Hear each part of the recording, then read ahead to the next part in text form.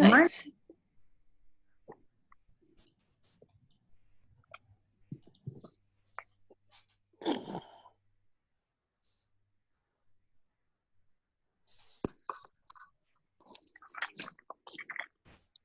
Morning, Colleen. Oh, yeah. Good morning. And good morning to everyone from Carolyn. Morning, Carolyn. Yes. Good morning, Representative Chapman. Good morning.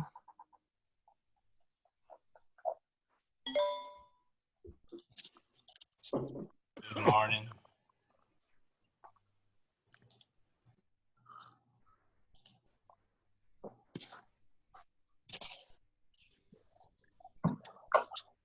I'm focused on letting people in. Normally Peggy does this, but we were going to go exercise this morning and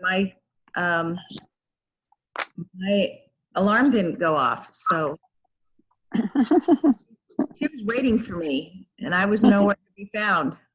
How many miles were you going to run? Oh, I would have done 2. I think she would have gone a lot further than that. So. I made it 6 this morning. Wow, good for you. Good morning. Did you wait long for me? No, I did a little dance walk past your house, so like, hey, Colleen. But no.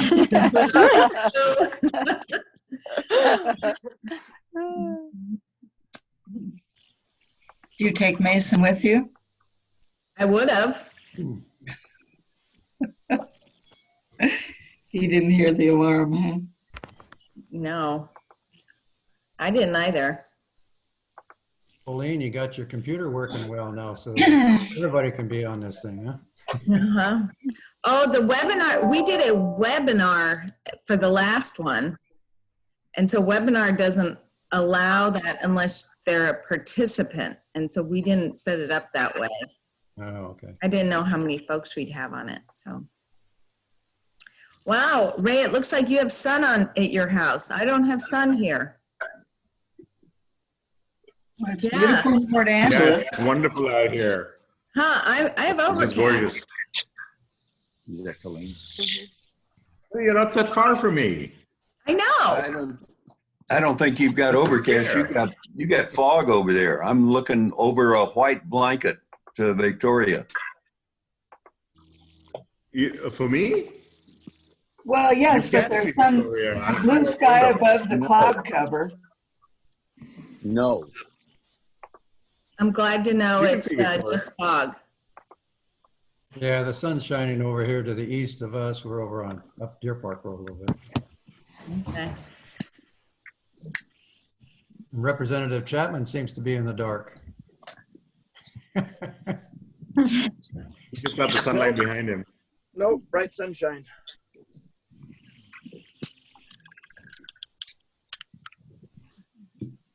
All right, I'm still letting people in.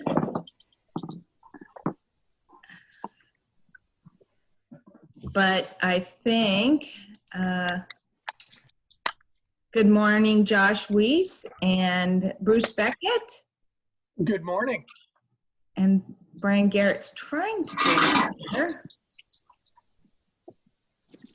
Yeah, I was on a I think some of you out, some others may have been as well. I was on a Washington Economic Development Association conference yesterday, and the governor spoke. And also, I think it's Mark Nichols' brother, Rob Nichols, who's the president of, or executive director of the American Bankers Association. Oh, here, someone's, we've got a lot of noise here coming from Crystal, I think. Oh, really? Okay, let Yeah. me turn my sprinkler off. There we go. So anyway, and discussion that to be able to change this economic situation probably won't, and with a vaccine and getting back to normal probably won't happen until after 2021. So that was kind of Somebody else. Yes. Maybe that's Mike. Mike, do you have a ambulance background? I did. Okay. Close my window. So,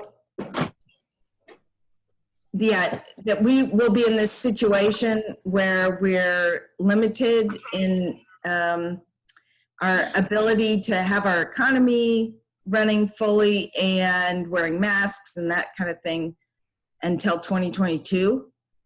And that this is we're going to be in this for the long haul, and that of the funds that the governor has received, well, the state received, that he's reviewing, his office is reviewing where the needs are. And so there's about 555 million that they've distributed out of the 1.87 billion. So about 1.3 billion remaining. And he said he didn't intend any of the funds to go towards businesses, business relief, generally small business.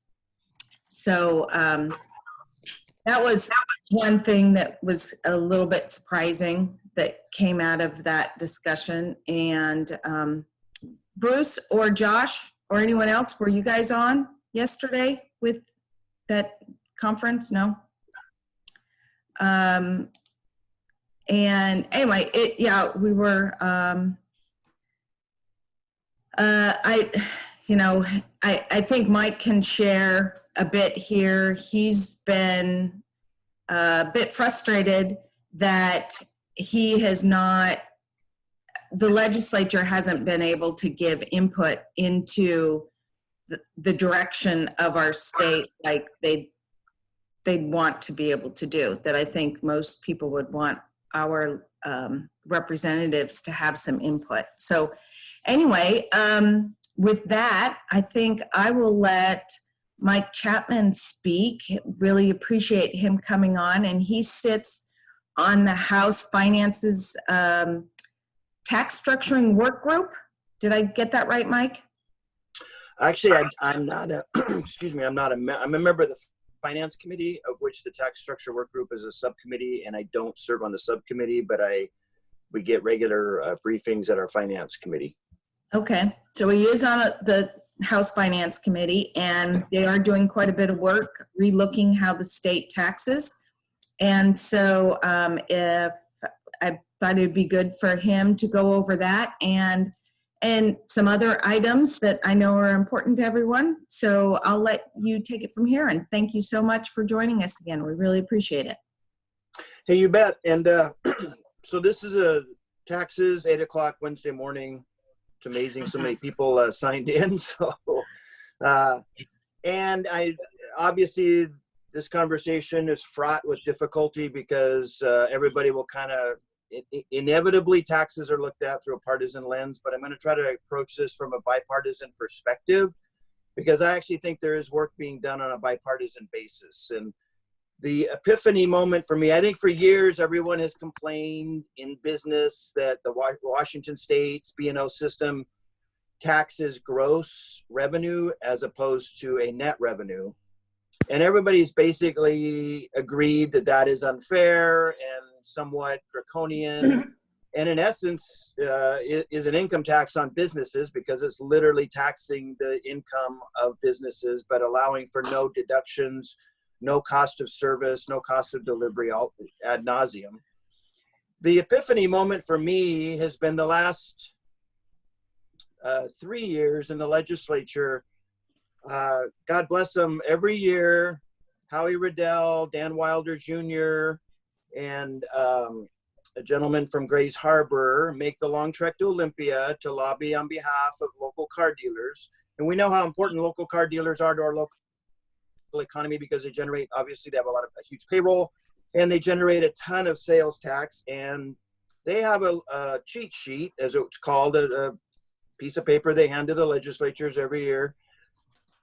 And if you do business in California as a car dealer and sell $2 million worth of cars and have, $2 million worth of business, and I think the number they use is 20 million.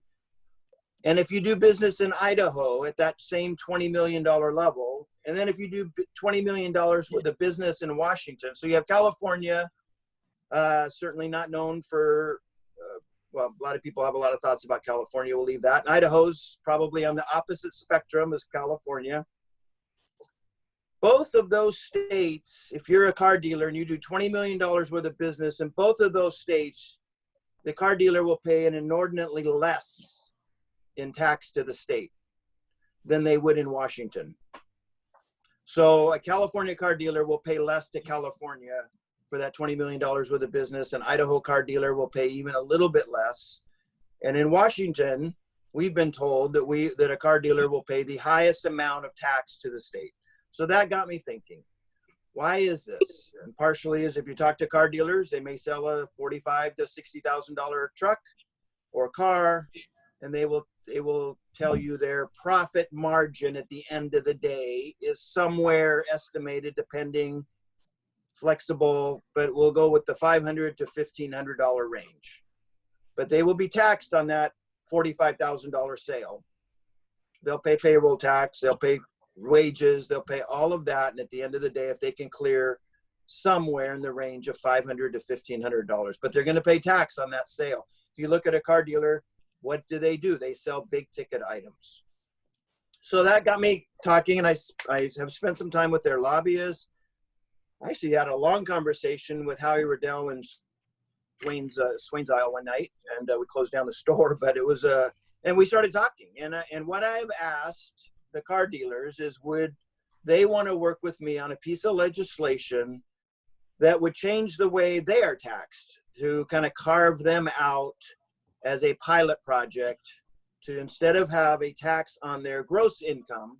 And again, we are taxing income. So the idea that this is moving to an income tax is kind of superfluous, because we do have an income tax on your gross income. If you're a small business owner, you're paying tax on your gross income. If you're a large business, you're paying tax on your gross income. If you're the very largest business, they're paying tax on their gross income. So we needed, in essence, in Olympia, we need a pilot project, a pilot industry that would say, we are more than happy to pay revenue to the state, but we would like to pay it based on our net, like we do to the federal government.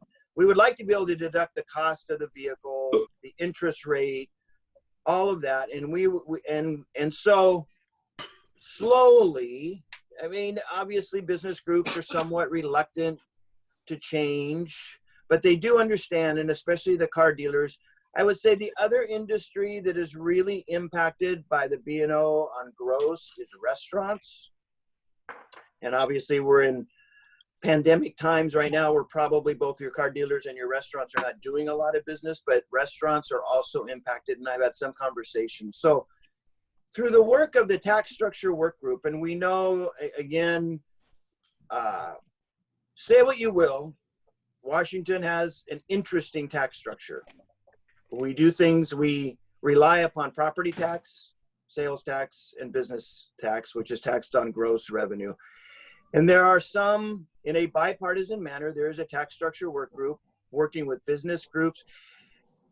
And let me just make it clear, this is never going to pass on a partisan basis. This is not something that's going to be rammed through, and we get criticized for ramming stuff through. This is going to be a bipartisan agreement where your largest business associations will work with the legislature in a bipartisan manner to finally come to a tax structure that may work better for business. We understand that sales tax is here to stay. We understand property tax now, because most of it on the local level goes to fund basic education, after the largest property tax increase was passed a few years ago on a bipartisan basis to fund basic education. So what we're really looking at is, can we do something to help business? In that, there's a lot of talk of, if we can't restructure, and people just, the legislature, I think on a bipartisan basis, would move to a net taxable event for businesses.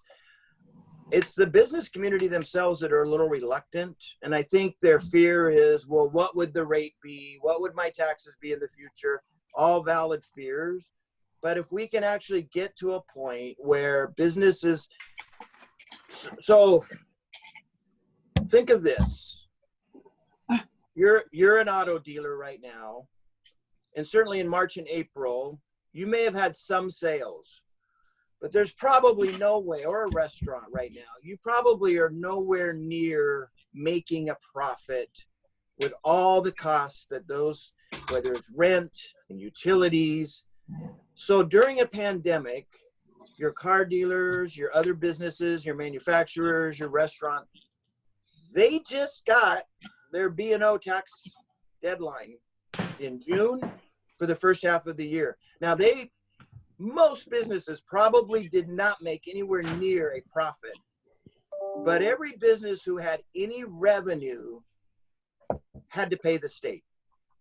So when economic times are good, people are kind of comfortable with what they're paying, everybody's making a profit, maybe our tax structure and the way we tax business, maybe it wasn't time to be reformed.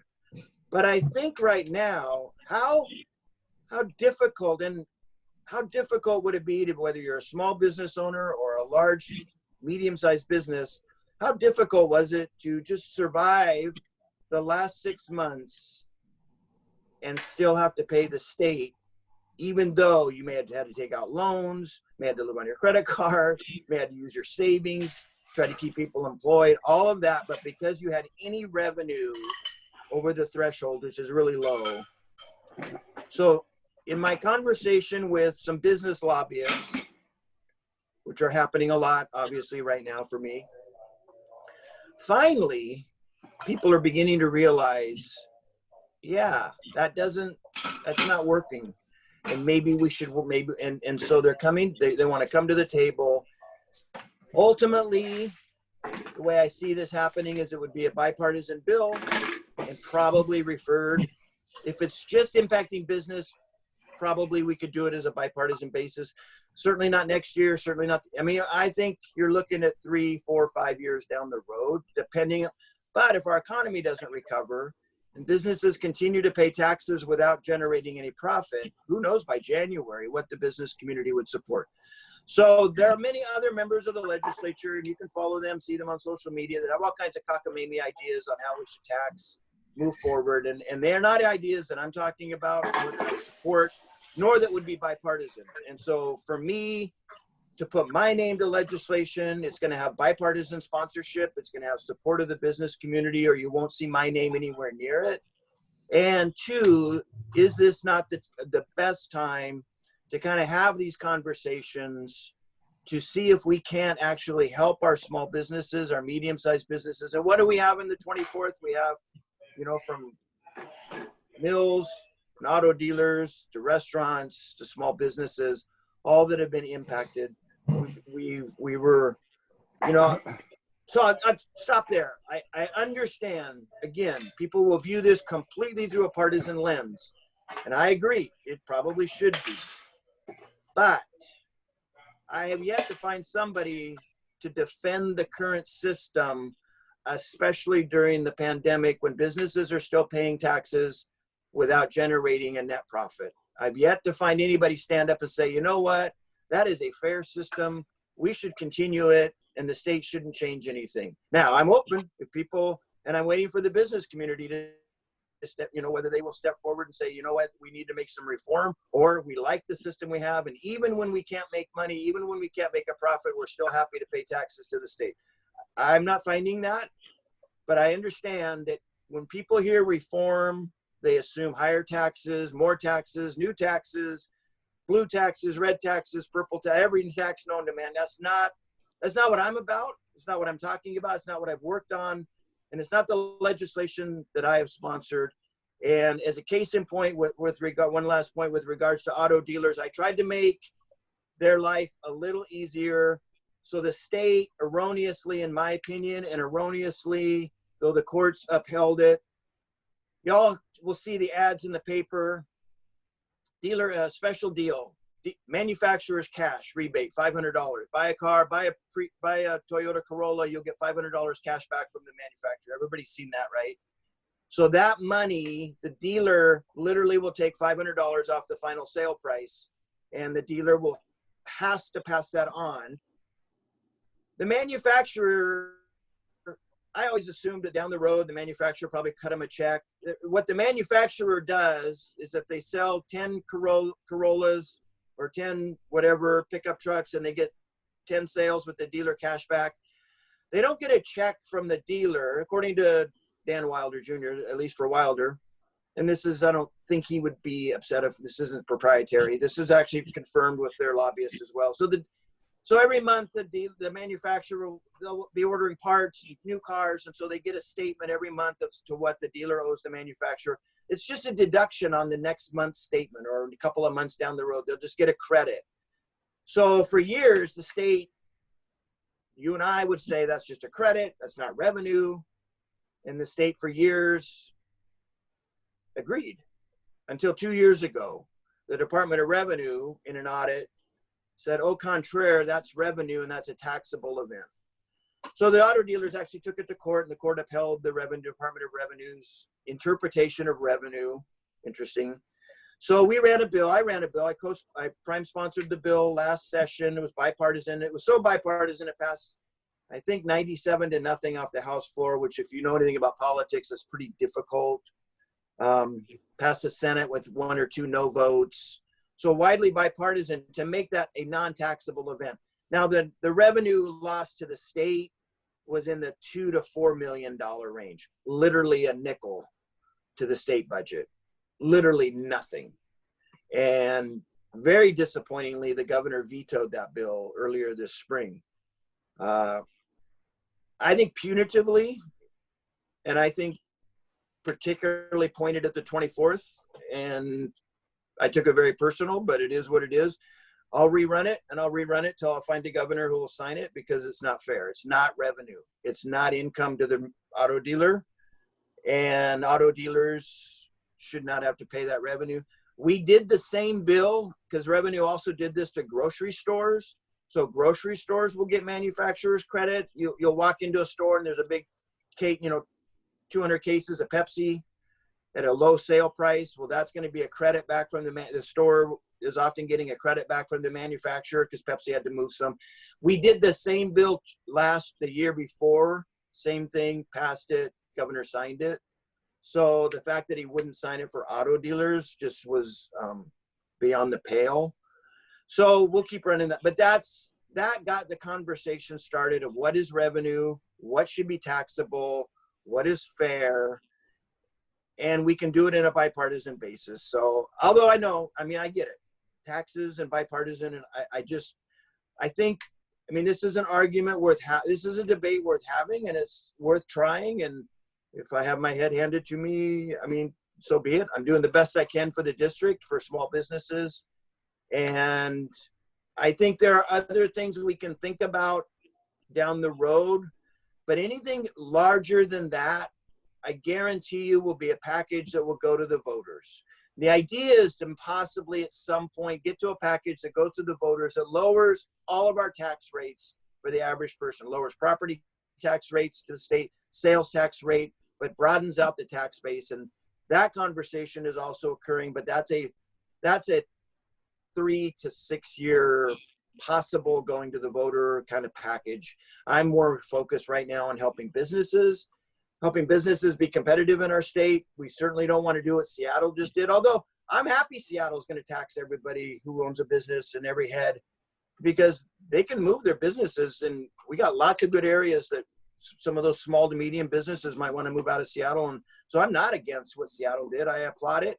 Wish they would do more of it. Wish they would raise it higher, because they'll force those businesses to move into their parts of the state that could really use that business and use those jobs. So, all right. I'm willing to take questions or.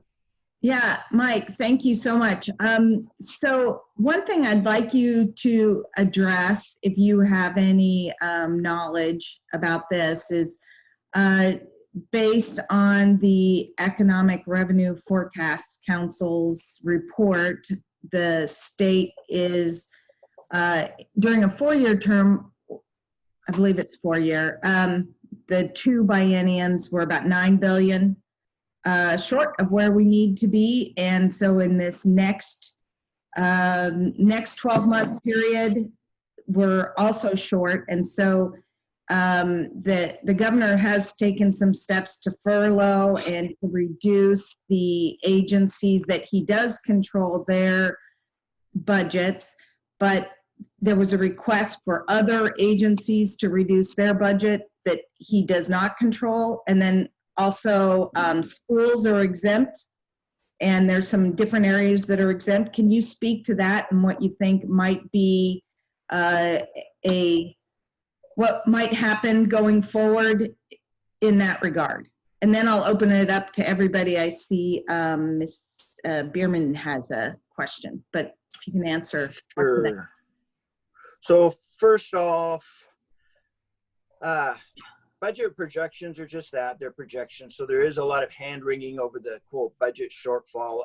I'll make the case that you all probably were pretty satisfied with state government services 2 years ago and 4 years ago. So the revenue that we projected to come in and the spending authority for that revenue, it's not going to come in. And so in essence, we're basically just going to roll back our state budget, probably at least one biennium ago, which was still a robust provided services. So tax projections, remember taxes are, we can project all we want. And you know, people will say, oh, you raised this many billions of dollars of taxes. Well, actually, no, we set rates and projected economic growth. So when the economy is good, tax revenues increase. Of course they do. That everybody should want more revenue coming to the state, because that means a growing, robust economy. When the economy contracts, of course, the state is going to collect less revenue, which means we're going to spend less revenue, which also means there's less of a demand on services. So there's an effect here.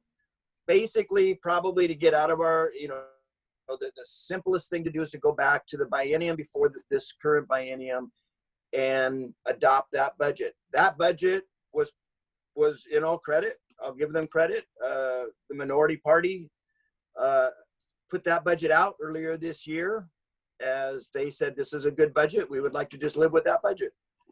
In retrospect, that would have been the right thing to do. We didn't, and it is but you know, in essence, they were proven right. They projected that the economy would slow and we would not bring in the revenue that was projected. So it's a little hand wringing. A lot of folks are having a little bit of hand wringing, but really in 2017 and 2018 were services so, you know, so was that such a bad budget? That was actually, you know, in essence, a good budget. So our revenue is not coming in. The governor is making the cuts. I think he's made a mistake. Many of us on a bipartisan basis have said, you should call us in August. We should give you some direction.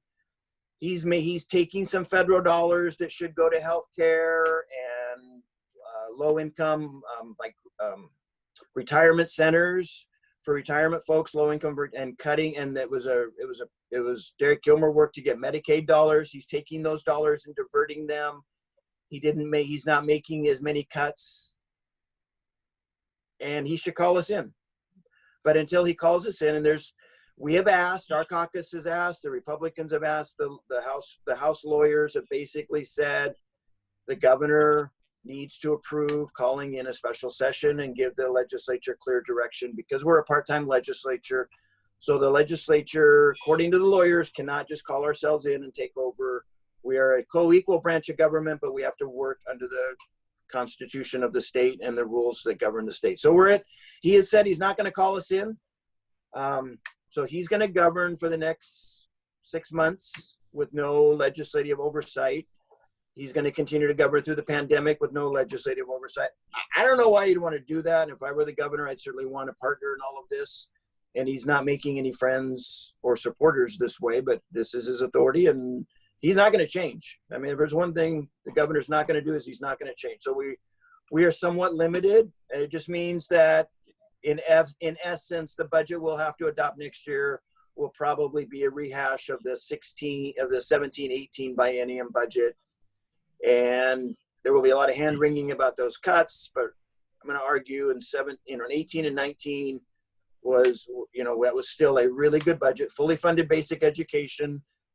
Did not fully fund some of the the Medicaid reimbursement rate for dentists and doctors and nursing homes. And that's where that money that came from the federal government, it's really disappointing to see that being transferred into the general fund. And it means we're going to have fewer state employees.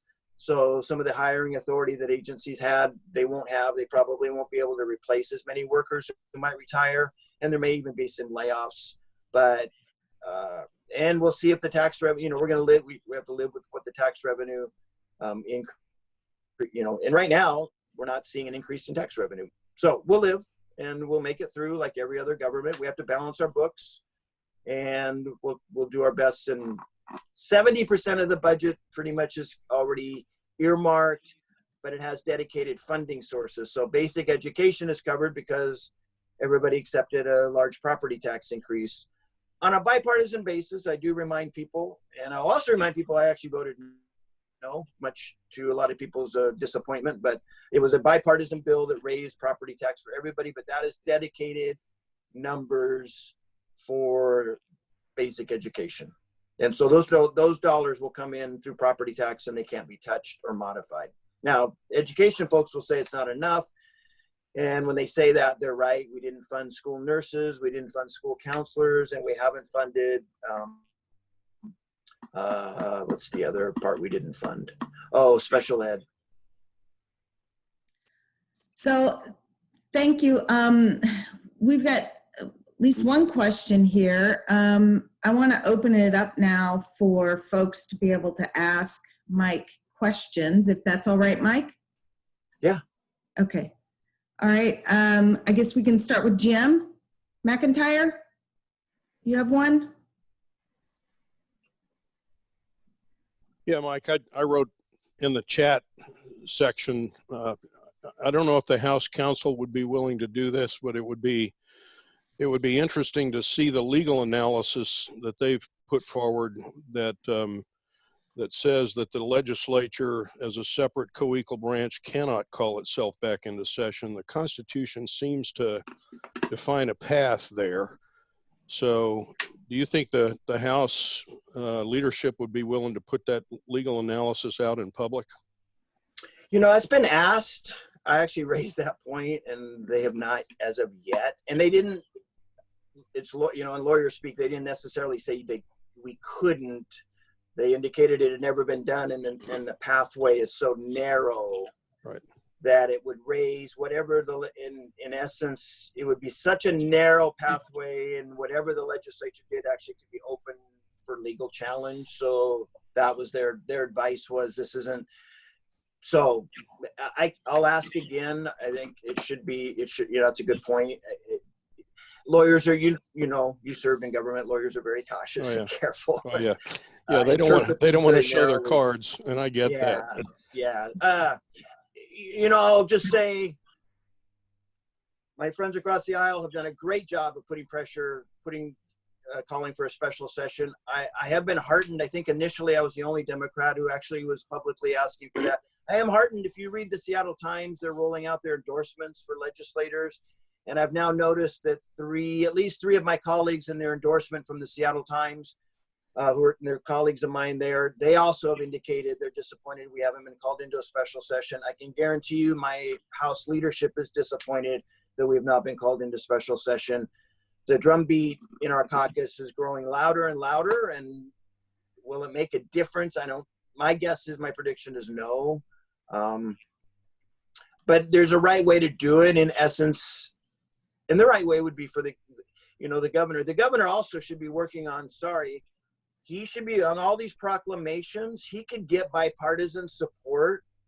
And the fact that he's not is making it difficult for our state to understand what all the rules are so we can keep our economy open. And by doing it in kind of the way that he does it, like a statewide mask bill probably would have passed the House with 65 votes. Probably would have passed the Senate easily. We wouldn't have included that it was a misdemeanor.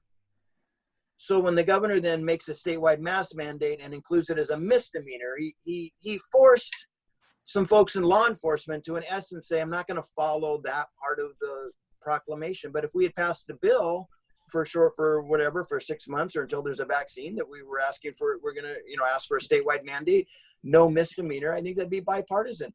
Why wouldn't the governor want that? Why wouldn't he want that kind of teamwork approach? I think my friends across the aisle have a lot of great ideas on how to handle this pandemic and keep our economy open. This pandemic's not partisan. It's not blue or red. It's hitting all the states. It's hitting all the areas. So this is an area where governing by edict doesn't build a consensus and just drives everybody. And so he, in my opinion, he's made the pandemic more partisan than it ever would be.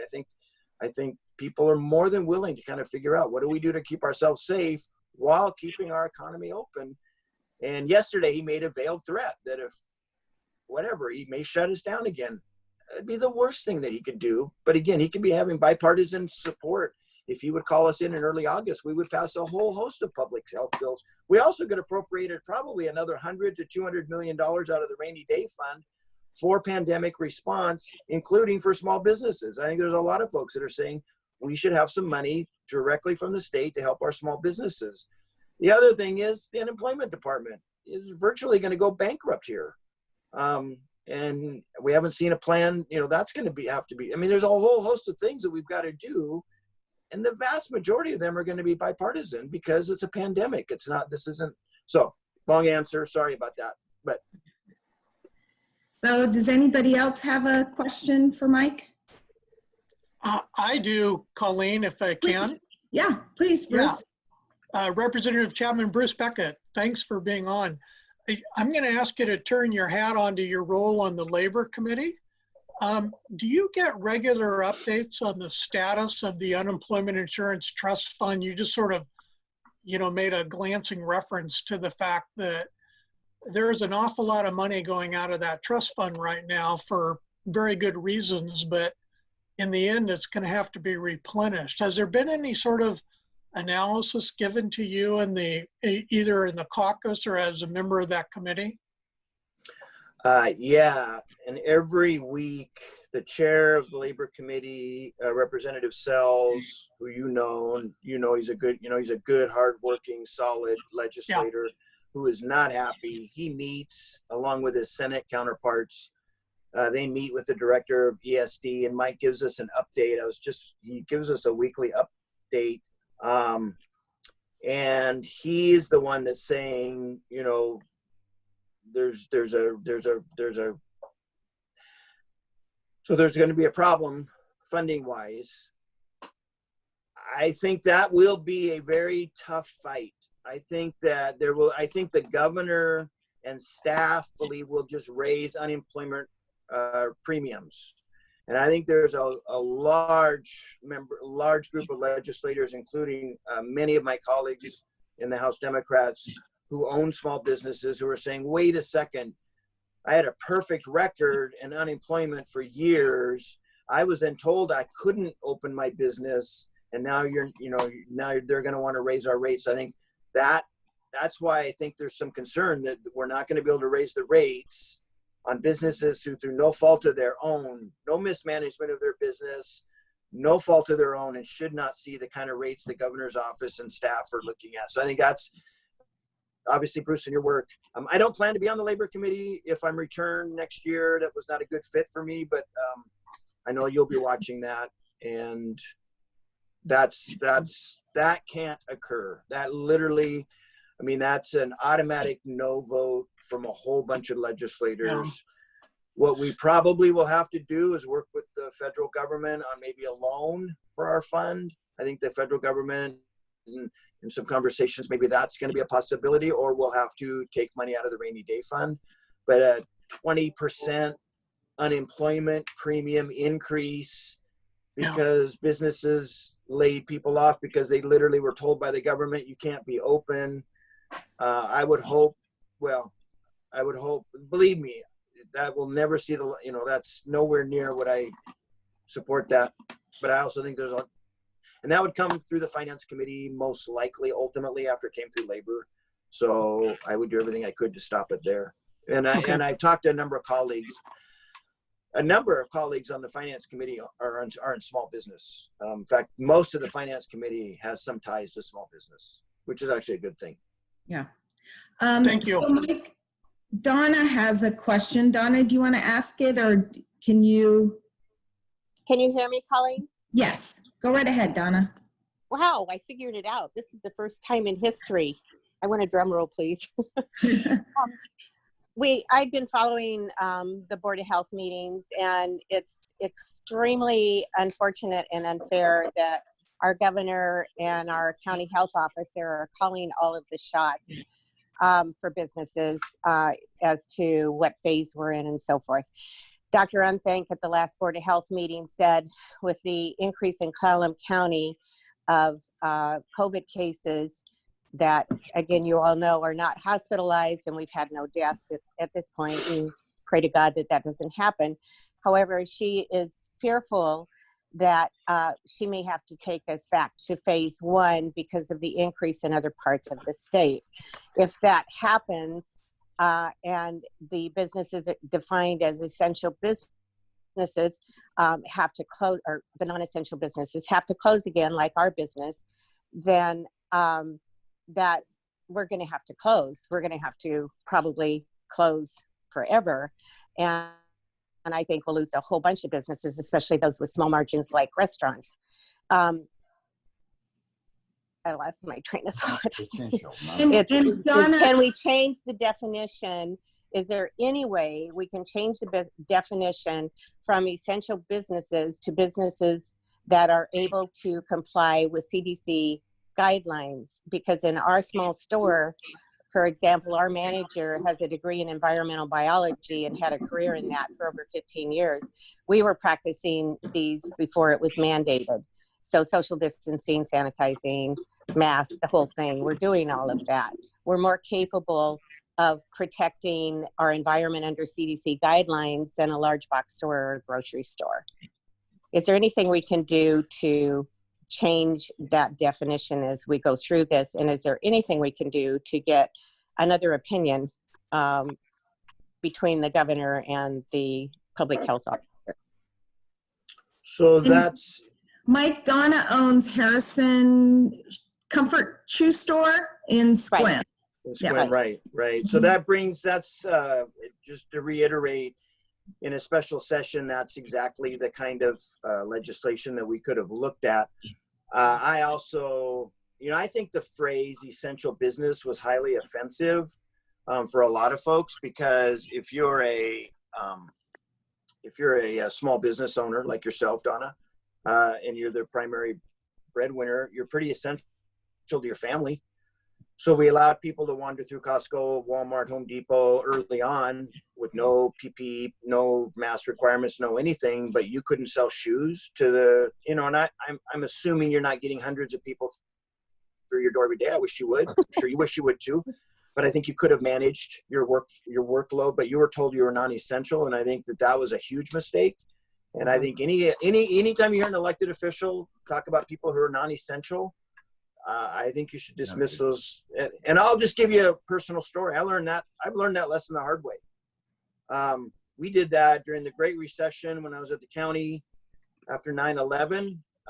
We did that at the county. We classified a number of county employees as non-essential, and they had to take pay cuts and layoffs, where the essential employees, road crew, sheriff's, jail. And for the rest of my time at the county, I had employees who initially were classified as non-essential come up to me and remind me of how painful that was. And it's a lesson that has been burned into me forever. And they indicated that, in essence, you were saying I wasn't that important to the county operations. And that wasn't what we were saying at the time. And it was in a resolution or a draft or budget. Anyway, it was very painful. And I think now we've seen this. This is the second time around I've seen the term non-essential be thrown out by an elected official. And I think for every small business owner who couldn't operate while watching big box retailers operate, every restaurant, everybody who was told you just can't even operate, you can't even try, you can't even come up with ideas, work with a local public health official. And I think that that's something the legislature is going to need to look at, is clarify the authority, define, and if you read anything, this may not be the last, I hope it's the last pandemic of our lifetime, but the odds are it's not going to be. So this may be something much like after the terrorist attacks of 9/11, we saw government really make some changes over the years. I think now in public health, we're going to make some changes. And I think in a special session, the legislature could clarify that. I also think that in special session in August, the legislature could kind of clarify what are the rules going forward. And we don't need threats from the governor saying, you know, basically, to me, I took it as if you don't clean up your room, you're not going out Friday night. So it's a threat. I didn't like it. You guys didn't like it. I'm doing my part. I'm wearing a mask.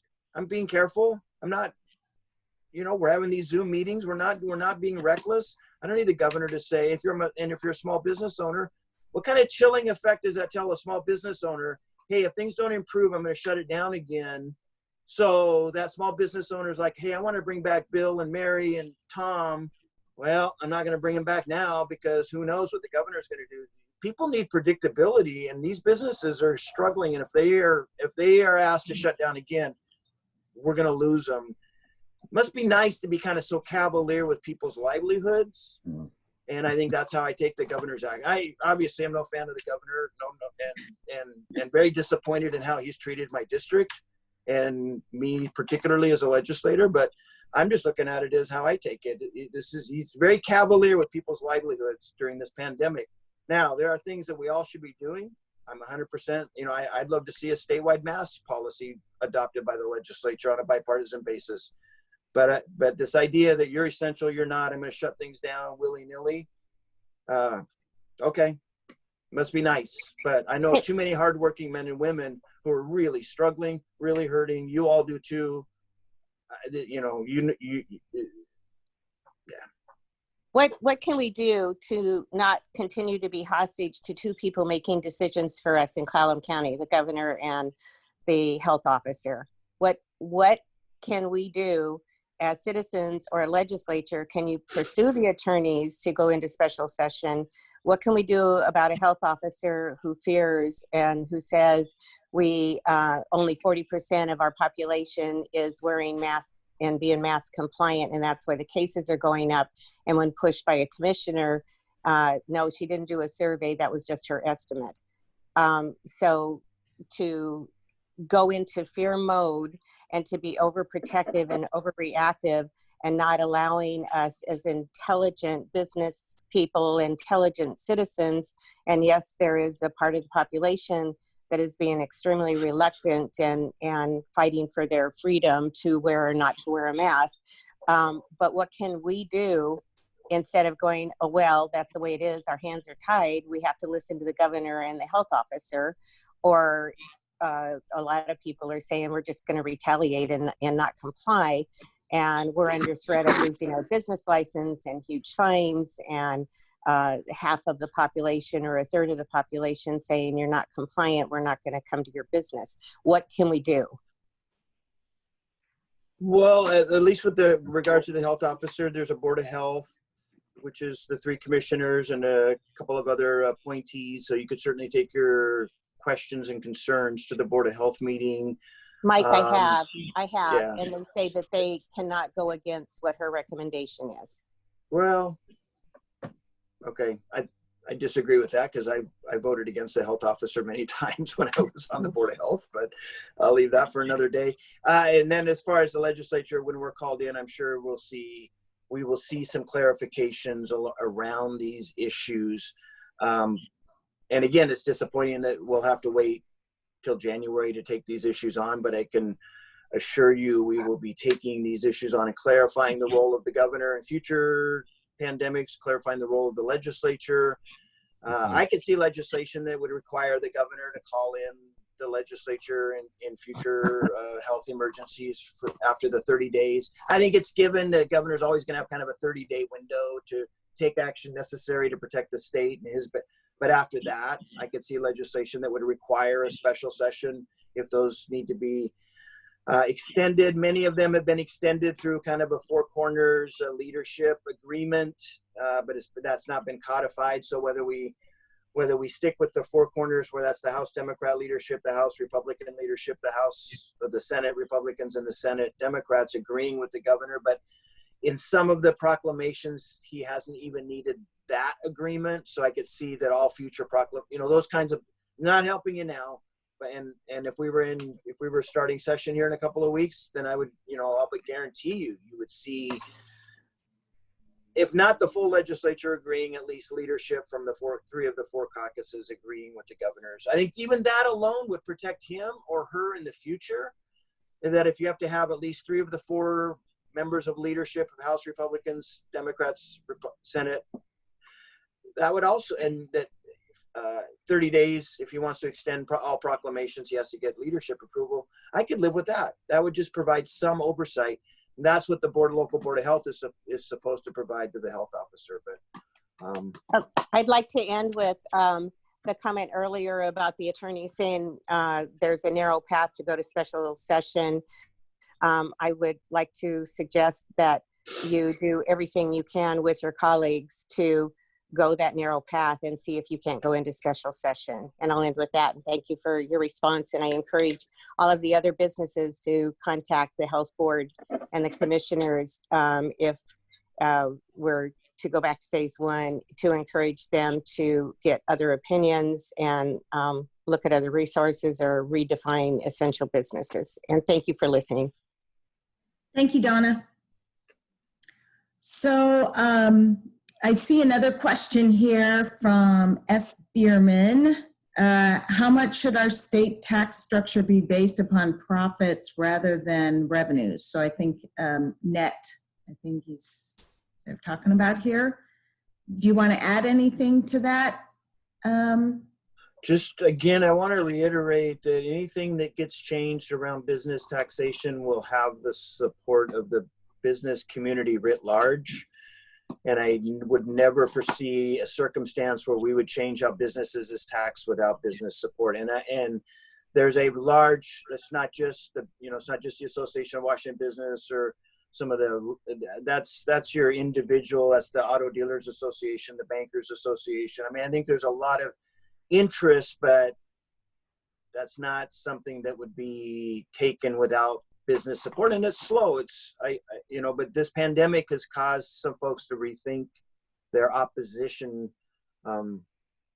It's interesting. One of the larger individual businesses in our state that has opposed any changing of B&O has been Boeing. I think we have some reasons why. However, now that Boeing doesn't make any money in our state, I'm not so sure that they're so, they're so opposed. They also just saw their B&O rate, their B&O rate be increased at their request last session. Boeing actually needed us to raise their B&O rate because they were under a threat of tariffs from the European Union under a long-standing WTO lawsuit. So there are those who have said, well, you raise the rates on Boeing and you put them out of business. Well, and I had in all full disclosure, I had a long conversation with the lobbyists from Boeing in my office. And initially I said, I'm not raising your rates. You guys are barely hanging on. You're potentially not even, I was like really worried. And I said, I'm not raising your rates. And I was on the finance committee and they said, no, we're asking you to raise our rates. We have to get out. We'll never sell another airplane into the European Union if we don't raise our B&O rates under the lawsuit from WTO. So that's one where business said, we need you. It wasn't a lot. And honestly, they're not selling a lot of airplanes. If you look at their numbers just this month, how many cancellations did they have? They can't fly the 7. They can't sell the MAX yet. So their business, but they needed the rate to be higher. So that's, if the finance committee is an interesting, maybe one committee. I don't encourage people to watch TVW a lot, but if you're interested in the business world and taxation and how the business community, you can pull up our finance meetings on TVW on the web. They have an app. And you can, and I would encourage you to listen in on some of the finance committee. We also have some great presentations, and there were 2 great presentations that we received last year at the start of session that I would encourage you to look up. One was on tax breaks that are currently in law that are either needed to be extended and it's a report on do these tax breaks work.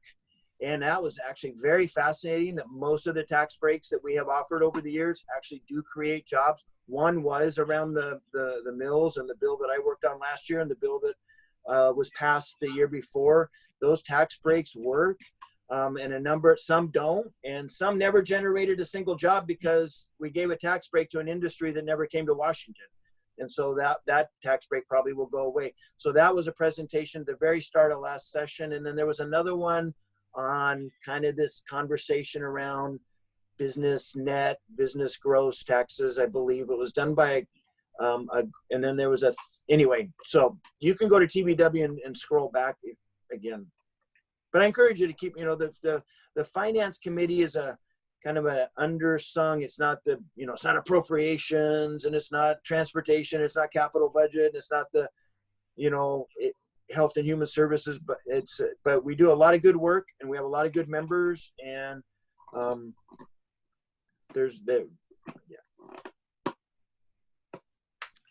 Great. riveting stuff, right? It's important stuff if it hits It your is. bottom line, for certain. Does anybody else have a question or comment they want to pose to Representative Chapman? I see that Brian Garrett shared that Walmart just announced a nationwide mask requirement for all stores. So yeah, definitely going in that direction. Of course, that was already required in our state, but I think it seems that the acceptance of that is moving towards a broad-based position. So I think that's good, and most responsible people recognize the need for that and have accepted it.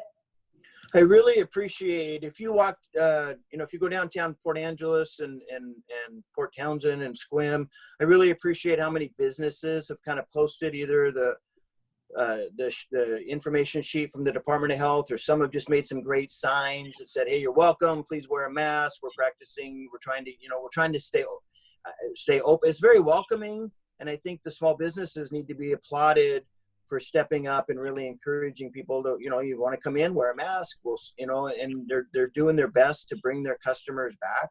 And I think that,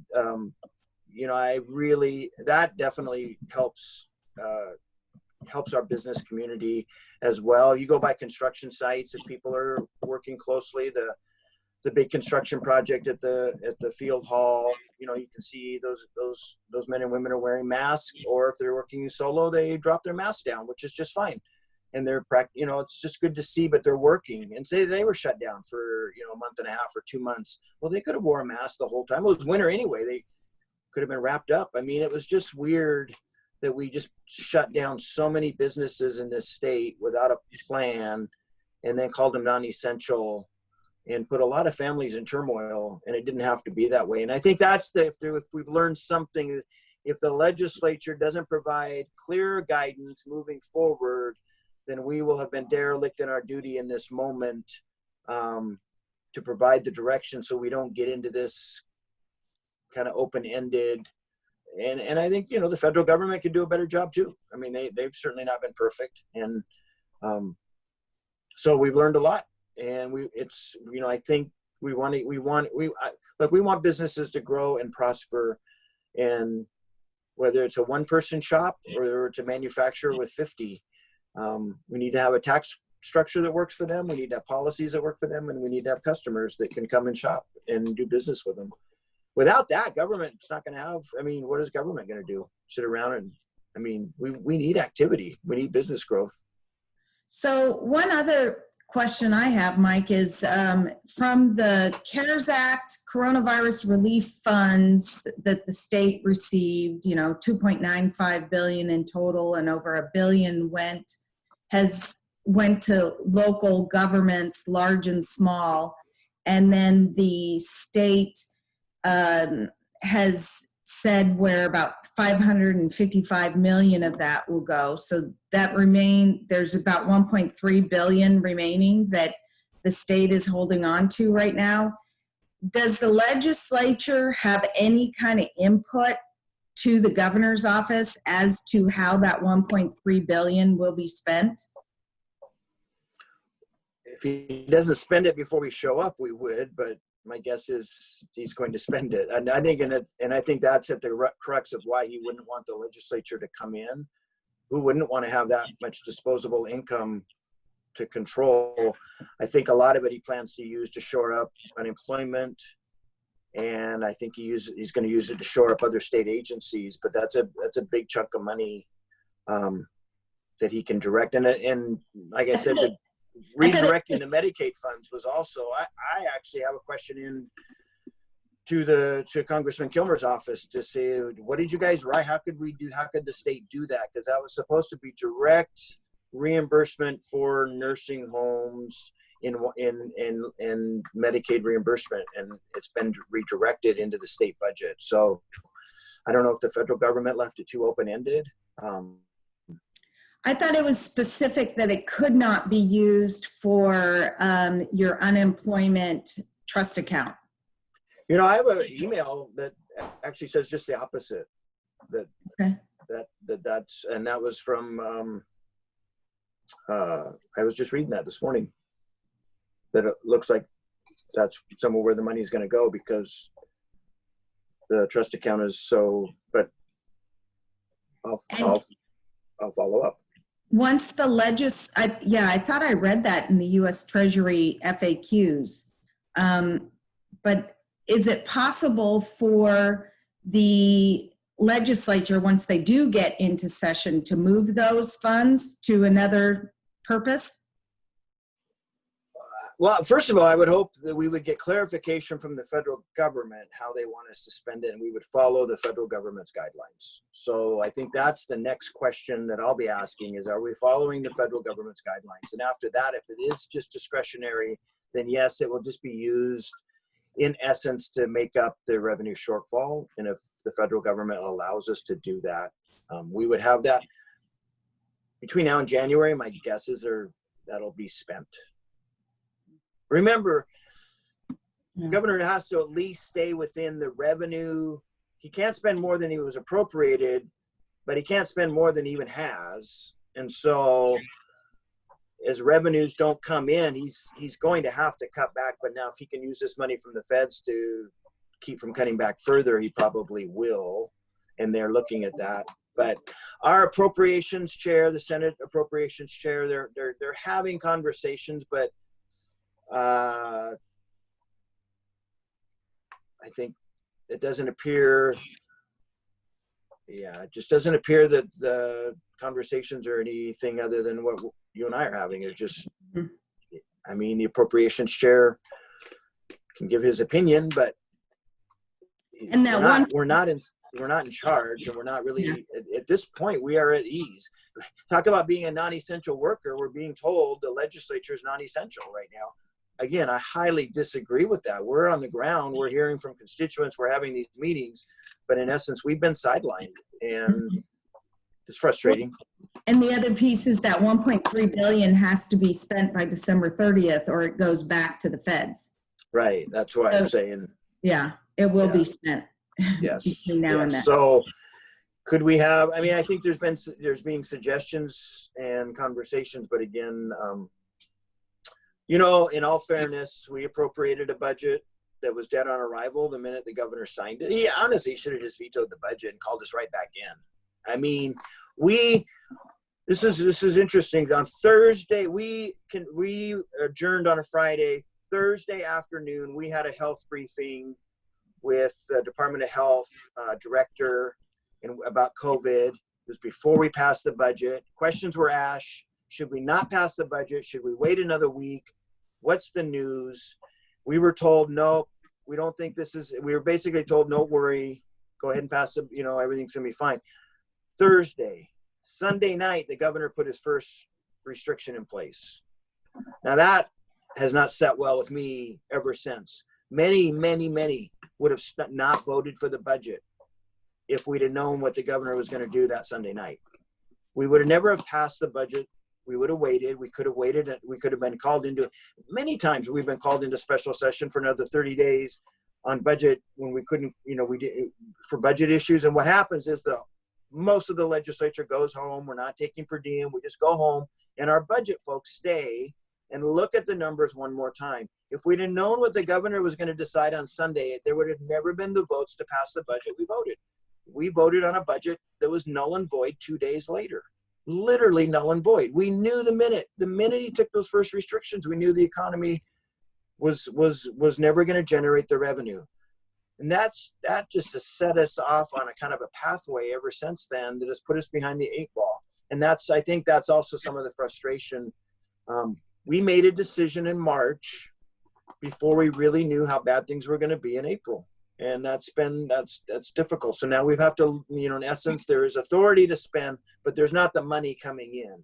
So you can say, I have authority to spend in this fund $100 million, but if only 30 million are there, we don't print, we don't borrow. Oh, and that's the other thing. Let me just take this off the table. One of the suggestions I heard from some groups on social media, and has even been pontificated about a few legislators. Well, we could just borrow the money to backfill so we don't have to make budget cuts. That's absolutely an abhorrent suggestion. And I would hope that all of Washingtonians would rise up and say, you're never going to borrow $1 for general fund usage. California did that, and it took them, a decade or more to dig out. You then in debt, Washingtonians. If we take out a debt for school construction, capital projects, at least you can say, hey, we're paying on this money because we're gonna have a new Boys and Girls Club, we're gonna have a new swimming pool, we're gonna have a new school. But debt for general fund you would be paying on that. Plus, we have to be really careful that our debt load is not increase, and that our Moody's rating potentially, because of our tax structure, there's a chance that our credit rating would go down. So I'm not sure we could borrow money, but there you could find many suggestions to just borrow the money to backfill the budget deficit. First of all, it's not a budget deficit. It is a budget that you can't spend anymore. It's not a deficit. It's not like we gave spending authority that was null and void the 2 days later, but it's not a deficit. We're not deficit spending. And then that's another thing that frustrates me to hear, budget deficit. We'll never have a budget deficit. You're only going to spend what comes in. And if the public doesn't have the money to give us, we're not going to spend as much. It's not a deficit. That's just reality on the ground. But we're not going to borrow. And we killed that at the Finance Committee as even a suggestion to take to the full caucus. So we're kind of working on a slate of suggestions, and many of the Finance Committee, we shot down the idea of taking the idea of a bonds, take on debt load to keep the current spending levels, which were too high from day one, and everybody knows it. So it'd be another stupid reason. So I take that off the table in case you hear about that too. So we're just going to live with what we have. It's probably a budget very similar to the budget cycle before, which was a good budget. Actually, I think we could have lived on that for a while. That was a good budget because it funded education and put more money in the rainy day fund. Well, thank you very much, Mike. I did put the FAQs and information from, actually I put the Commerce FAQs on the coronavirus relief funds, the 2.95 billion there. There is a US Treasury version of it as well that does stipulate, for those that want to see it, I can post that as well if you're interested, and you can download that PDF. But I also, I see Mark Johnson's on from the Retail Association. Mark, do you want to add anything or share anything? We've got a bunch of retailers on the line here. Well, I appreciate, Colleen, great to be here with you, and also our contract lobbyist, Bruce Beckett's been on the call since the get-go, and I appreciate all the work that Representative Chapman's doing on your folks' behalf and on our behalf too. I agree very wholeheartedly with his view of what's going on there, and it's sad and unfortunate that the legislature's been kind of put on the side bench or the shelf during this pandemic, when I think they could be a very useful tool in coming up with some creative solutions on how to get us reopened and moving again. My greatest fear is that we'll enter into another lockdown, or we'll slide backwards from our phases. I'm fortunate I live in Thurston County, where we're in phase 3. And, if cases continue to increase, we'll be sliding back to phase 2. And that's probably my greatest fear. So we need to keep our businesses open. We need to follow as closely as we can the guidance so that businesses continue to thrive and hire people back and open their doors. as I like to say to retailers when I'm on webinars, we're going to have to sell our way out of this pandemic. We're not going to be able to borrow our way out of it. A lot of talk about federal aid and other grant programs and such. That's going to prop us up for a while, but the only way we're going to survive is if we are able to open our doors and make sales to customers. So follow the guidance as best you can, keep a chin up, and we'll get through this together. I appreciate all the work that you've been doing on this, Colleen, and thank you, Representative Chapman. Thank you, Mark. Well, so it's after 9 o'clock here, and I told folks that I would answer questions about the lifeboat grant that we have put out. So I'll stay on a little bit if anybody has any questions, but otherwise I think we'll call it a morning for the time that we had with Representative Chapman. Thank you so much for joining us today. We're honored to have you and appreciate all the hard work you do on behalf of your constituents in the 24th. Well, thanks everyone. Thanks for all the questions. I'm sorry I didn't have more concrete and better answers. Let me just finish with, we'll keep working hard. Everyone wear a mask. Let's support the mask policy. And then let's see what happens well, first of all, we'll have a new legislature in January, and you may have new members representing you in January. So good luck to them. But let's see what happens in January. And I think you'll just see the legislature do some things differently going forward, so we don't get into this kind of difficult period that we've been in. And unfortunately, economically, we're nowhere near out of this. And you all know that as well as I do. So a lot of challenges ahead. We'll do our best, and I appreciate everyone spending a Wednesday morning talking about taxes. Get a life. Yeah. I'm really worried if Congress doesn't appropriate more of the pandemic unemployment emergency compensation, that $600 per week, that what that'll look like for our economy. You know, our sales taxes haven't dropped that dramatically overall, but I think it's partially, or a lot of it is because of that $600 per week that people are receiving that are on unemployment or that are going to small businesses. And I would love to, have you seen any information about how much of I can't remember how many billions of dollars the ESD has distributed now, but how much of that has gone to each county?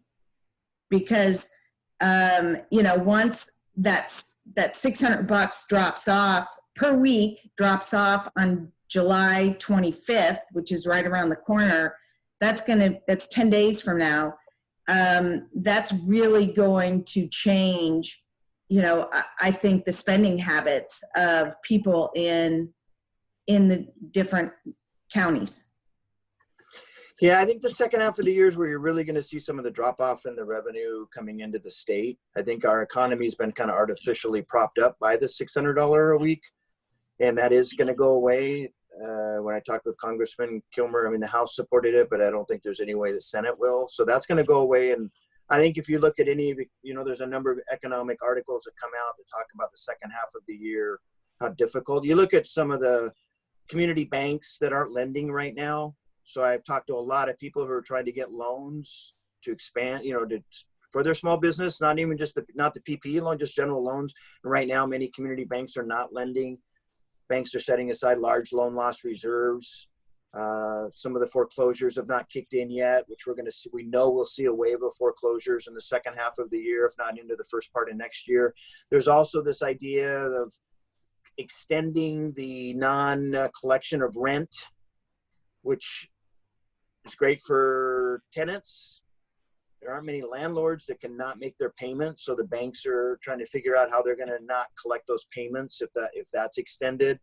So I think there's some challenges. So I think the second half of the year will be less revenue to the state, and that's why I think the reality is we'll be adopting a budget that's much closer to either 2 or 4 years ago, which again for the general area. Finally, I serve on transportation. So far, the Elwha River Bridge replacement project is still saved, even though that budget took a huge hit.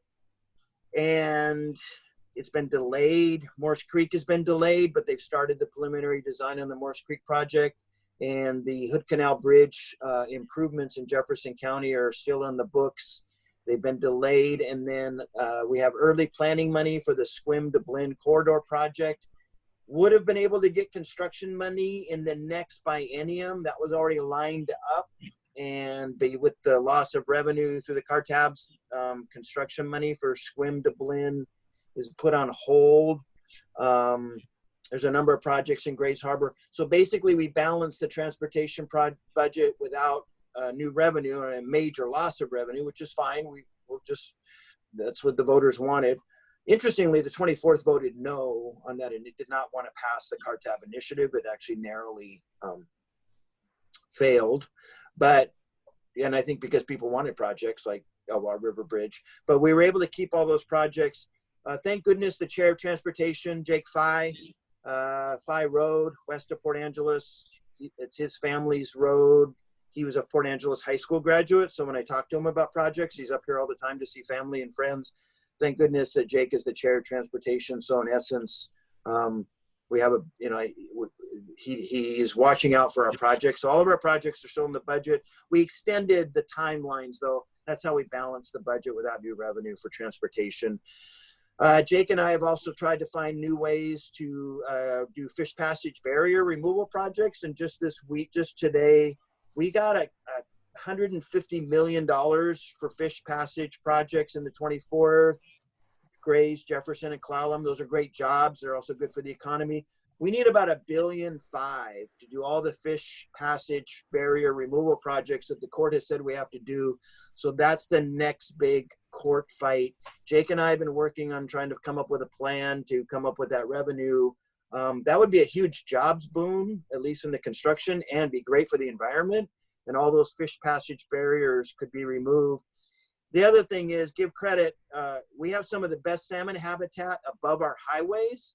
So both in obviously National Park, National Forest, DNR, but all your private timber companies have invested millions and millions of dollars in salmon habitat. And what happened was the tribe sued the state and said, we have all this great salmon habitat the salmon can't get to because all of your highways have just pipes under the ground. And so part of this lawsuit that we lost was in reflection to all the private dollars that have gone. So $150 million right now. We need statewide. We need about maybe 1.2 or a little more. And Jake and I are working on a program, trying to, it'd be a jobs program. If you ever look at who's doing that work, it's private contractors who do those fish passage barrier projects. So right, but so what happens in our county, and I know I'm a broken record on this, but what happens in our county, the project right now that's going between Squim and PA, that's a $40.8 million project. And you'll see Scarcella Brothers from Seattle got the contract. The excavation company is Trenchless Construction Services out of Marysville. And because we have so few contractors here that can compete for those because of the bonding requirements that are so high, and because it's just not something that locally our companies compete on because we don't have apprenticeships out here. And so the whole system's set up for large companies out of Seattle and Tacoma to win all those.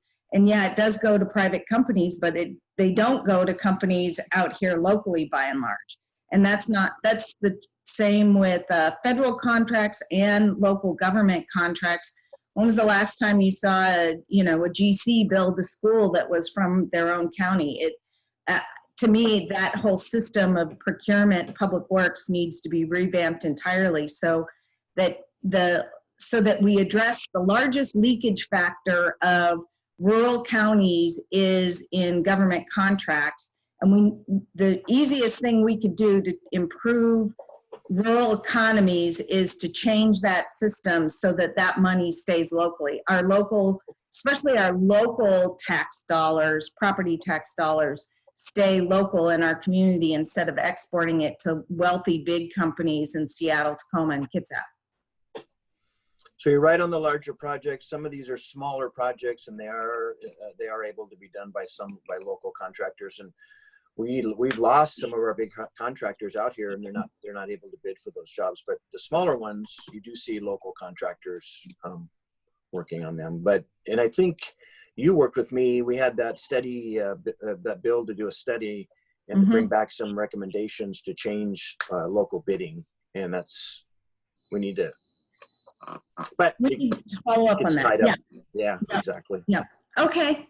Well, thank you so much. Really appreciate everybody joining us. And so please stay on if you have any questions about the Life Grant application. And if you don't, we'll invite you to a coffee with Colleen next week.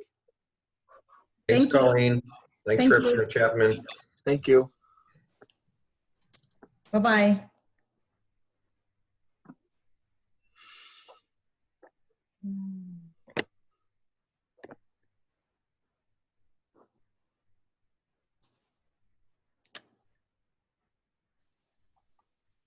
Has everybody left? Looks like it. A lot of folks have left. So Colleen, I am just hearing about the lifeboat grant, and I've reached out to Rick and Dickinson, but I got an email and I went to click on it and my computer would not bring it up. So I went to choose Clallam first, and I see that you have a video online. I know that Friday's our deadline. So how do I apply for this by Friday, I guess, to make sure that I'm in on the running? Because I've applied for 4 grants now. I've been turned down. So I really need to get a grant. Otherwise, I'm going to be one of those small businesses. that no longer is a small business. I totally understand, Crystal. So if you go to choose Clallam first, .com, and then if you want it under business resources is grants, or I can put the link in. No, I've got it. I've got it. Okay. And then it says, there's a box that says you can do the application here or link to the application. Do you see that? I see the link to lifeboat grant. Yes. There it is. Okay. Yes, that's it. Right. Click on that, and then you can start filling it out from there. Oh, so it's just done online. It's not printed out and Correct. handed in. Okay. It's online. And if you have any problems, then, well, Rick can help you, and I see he's on the line here. But also, if you're filling it out, some people, and I think it's based on which browser they're using. Anyway, if you have any problems and you can't select the answer you want to select, then in where it talks about your business description, the first point where you can put information in and, where you can just describe things, put a couple stars and then write having difficulty with, the answer to this question should be this, couldn't do it. And then we will fix that on the back end. So what happens is everything is fed into a spreadsheet. And if we see that, then we'll go in and fix it for you on the back end and confirm with you that it's been fixed. Okay. All right. Now I looked, it has the, this for nonprofits as well, correct? Correct. Okay. All right. And then as a sole proprietor, it has the UBI. I have the UBI and everything that I use for my B&Os, but I realized when I was getting something looked up, it didn't come in. So I can put my social and I can put the UBI that I'm using with the state, and then we can figure that out, correct? Yeah. Yeah. Okay. This is different than the pandemic unemployment assistance where you can never talk to somebody. Yes. Okay, good. We can fix things for you. Good, We're here good. to help. I am just on the last of what I need to do right now. So hopefully we'll have this one go through. We're very high touch, Crystal. Very high. Oh, that's Yes. good. Yeah, Rick has my cell phone number. So if you have problems, he will get a hold of me and we will figure it out. Thank you. I also know where you live, and it's not that. That's right, you do. So, all right. Thanks, guys. You're very welcome. So Lena or Mark or Mike or Rick, anyone else have any questions? How many applications have been submitted so far? Do you know? For the Life Grant? I know it's over 100 so far.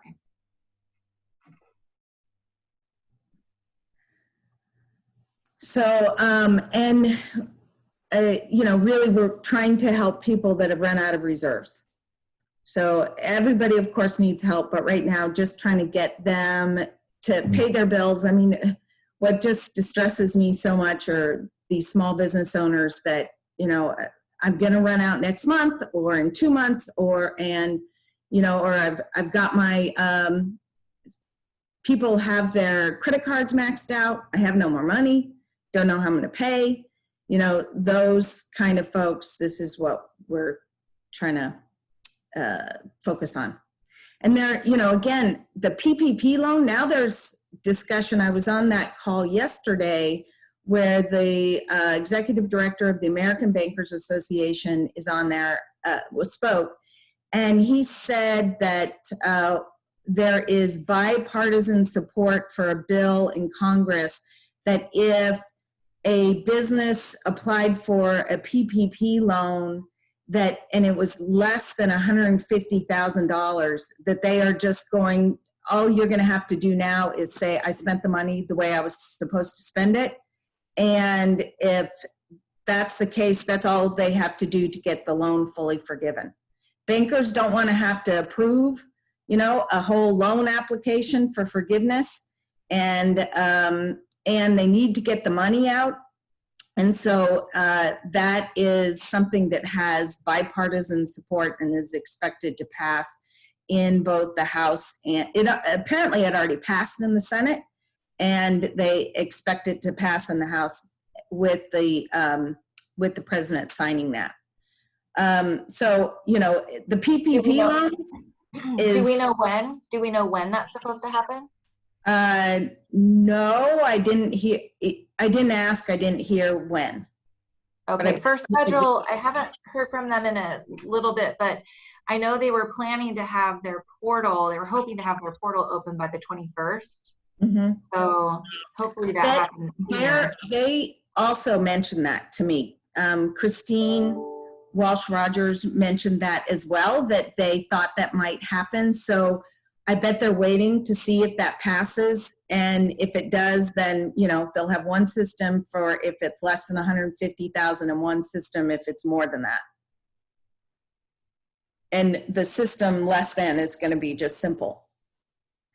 The other thing that I found very interesting is that Congress knows that the $130 billion that they appropriated will not be spent before August 8th. And so they're trying to decide how to spend that. And right now, Congress is discussing that and they're looking for ideas.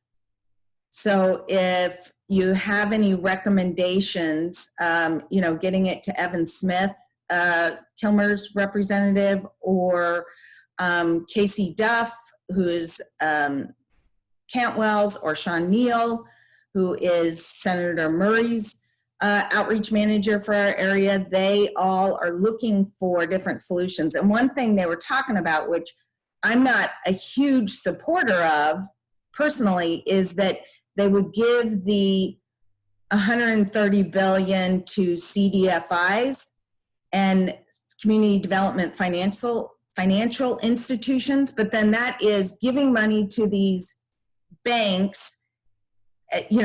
They're given the money, and then they would loan the money out.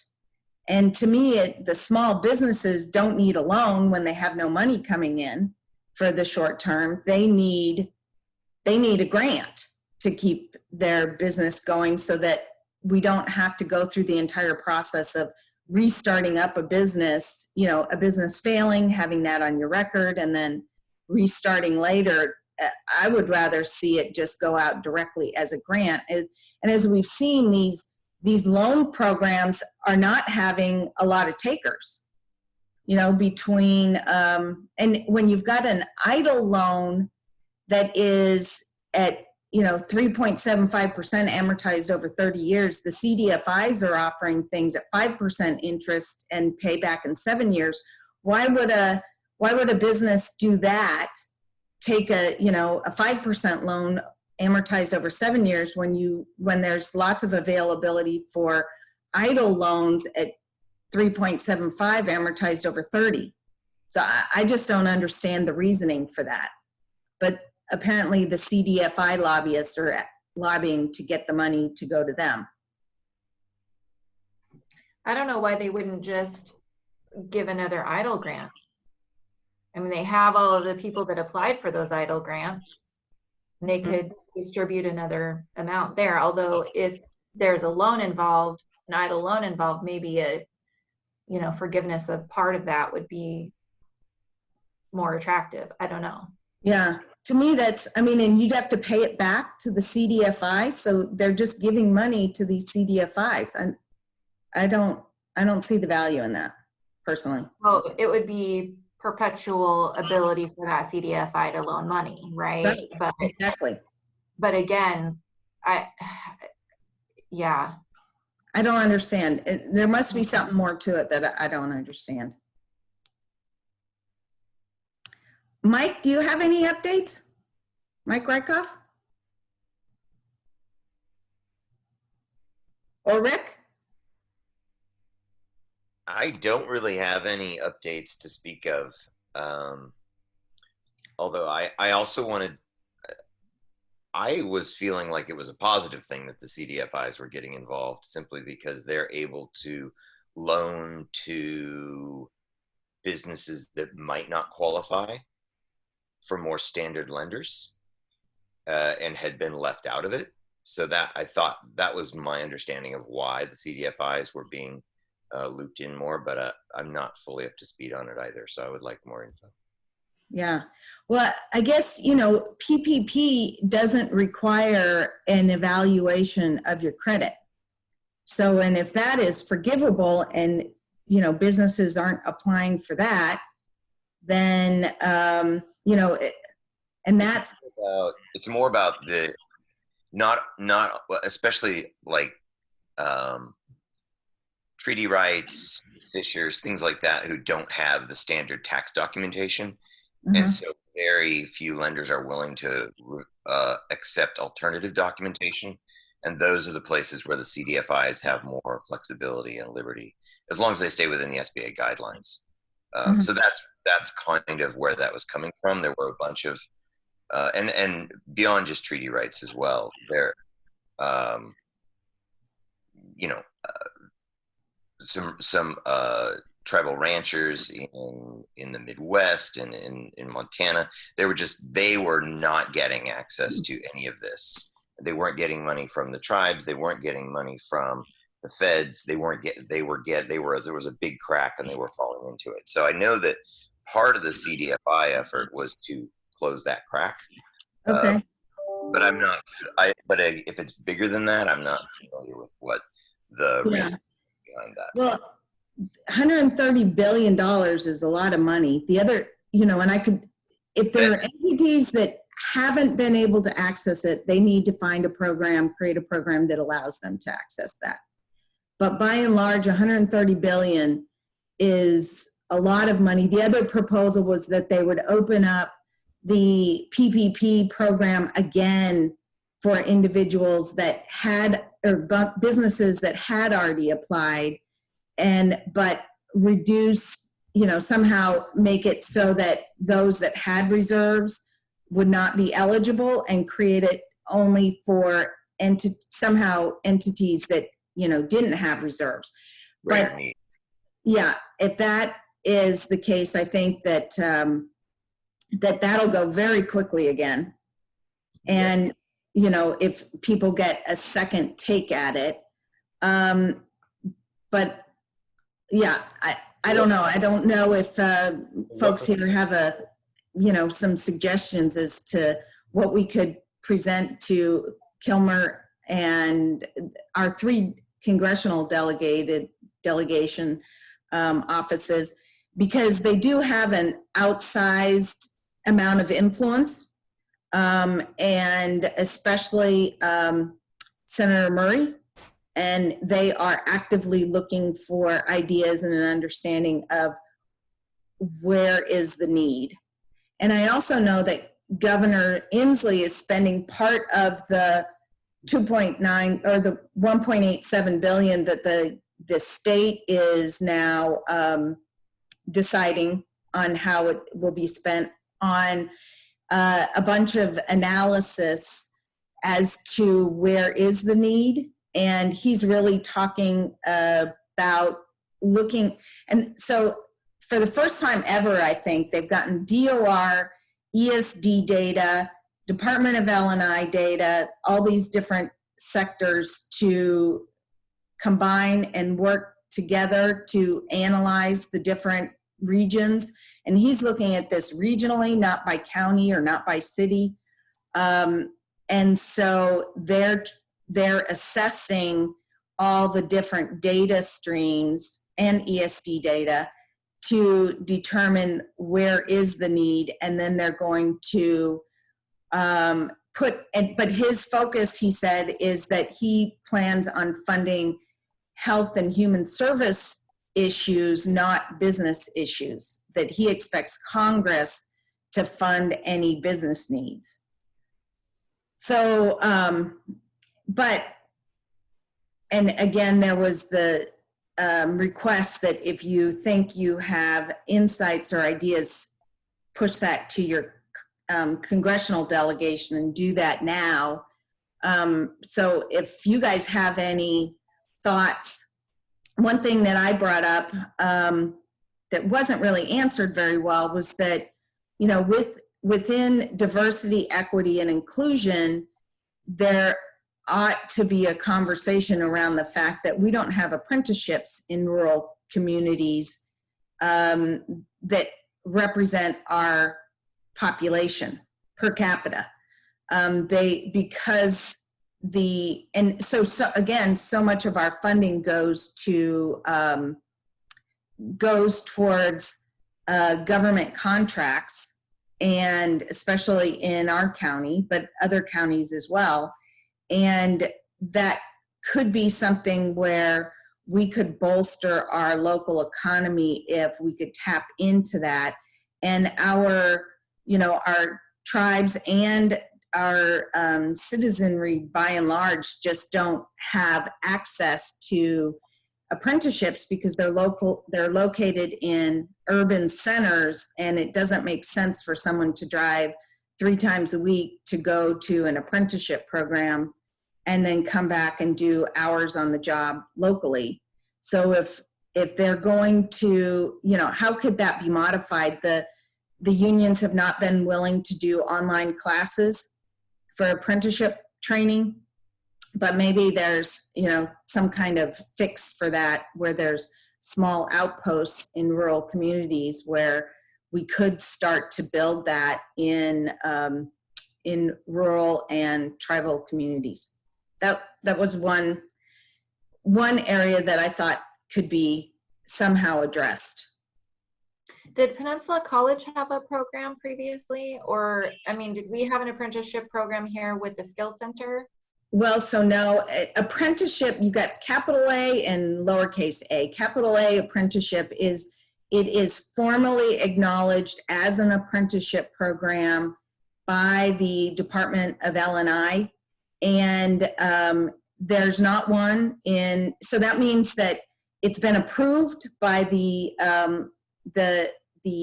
apprenticeship and I can't remember the name of the board, but they approve applications for apprenticeship programs, and there is not one. And there was one in plumbing in Sequim at one point with the plumbers union, but they didn't have enough involvement.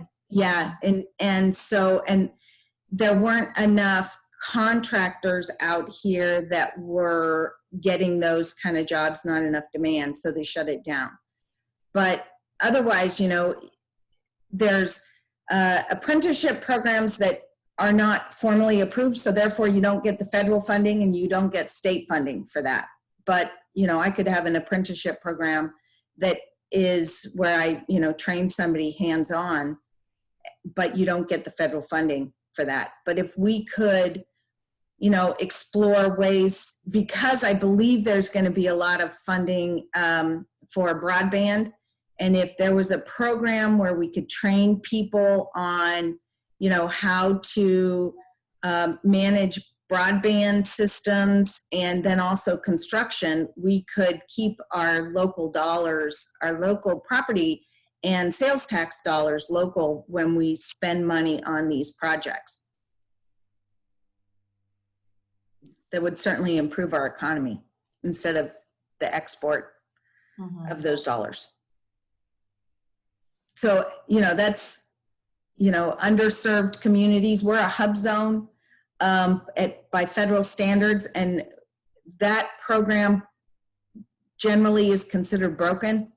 That DOT projects, US DOT projects, are supposed to have 3% come out of hub zones, and nationally it's only about 1%.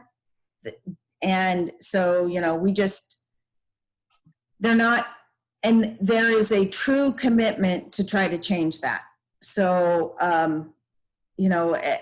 I think, and of the governor allocated $20 million to small businesses. He also allocated $20 million to nonprofits that serve diversity, equity, and inclusion. And I'm really hoping that CIE gets some of those funds. But that lens, I hope, will include, small business owners out of Forks, as an example, that have been underserved, and minority population, certainly.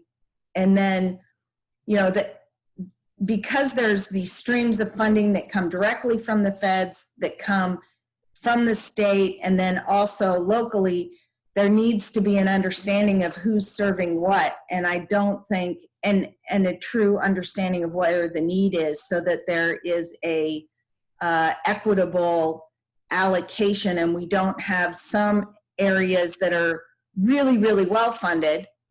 Like, for example, at the state level, they've got a $61 million fund for childcare businesses. And it absolutely is a need. And then we have I've got Mark Lane calling me from the county to talk about our contract. So I'm gonna have to get going here in just a second here. Hey, Mark, can I call you right back? Okay, thank you.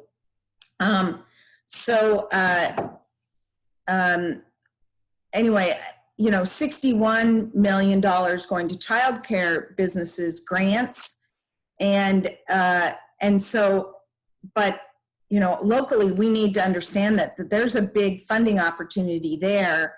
And, with this lifeboat grant, $60,000 is going to childcare. And I've had some city folks say, well, it should be more than 60,000. Well, they don't realize there's 61 million coming for childcare businesses, and we have 35 childcare businesses in our county, whereas, that's out of the 4,300 businesses in our county, that's less than 1%, but just from that lifeboat grant, they're getting 17% of the funds.